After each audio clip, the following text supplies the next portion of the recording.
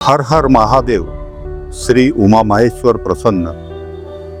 पेशव्यांचे सरदार नातू यांचे वंशज गणपतराव बल्लाळ नातू यांनी चके 1768 मध्ये हे मंदिर बांधले. मंदिर साधारण इसवी सन 1820 साली हे मंदिर बांधलेले आहे. आणि अशी पुण्यात अनेक मंदिर आहेत आणि नातूंनी बांधलेली सुद्धा मंदिर आहेत. त्यातलंच हे श्री उमा माहेश्वर मंदिर.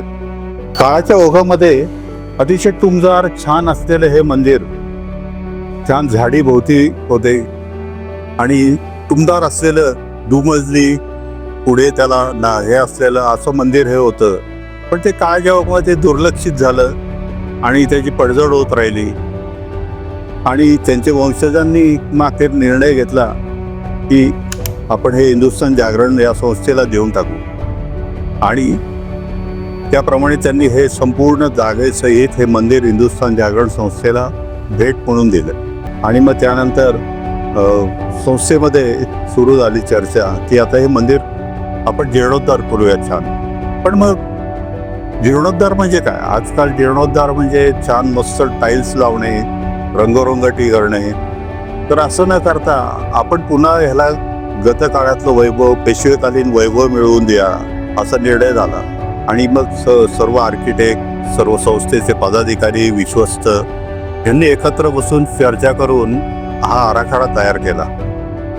आणि हे रूप आत्ता आपण पाहतोय ते अवतरलंय.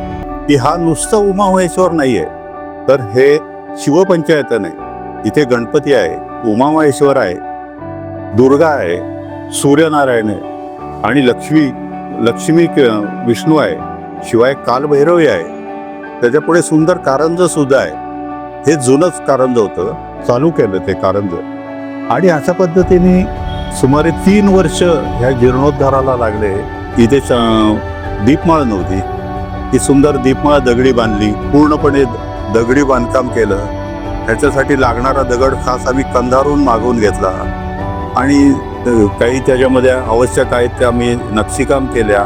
पूर्वीचा सभामंडप खूप जीर्ण झाला होता, तो काढून सगळं त्यामध्ये सुधारणा केल्या.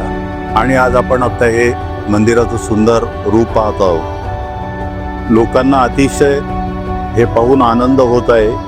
आणि ज्यांनी हे पूर्वीचं आणि त्या जीर्ण अवस्थेतलं मंदिर पाहिलं, अशांना विशेषतः जास्त हे आवडतंय की इतकं सुंदर काम झालंय. ऐन पुणे शहरामध्ये इतकी भव्य वास्तू आणि सुंदर कलात्मक वास्तू उभी राहिली आहे.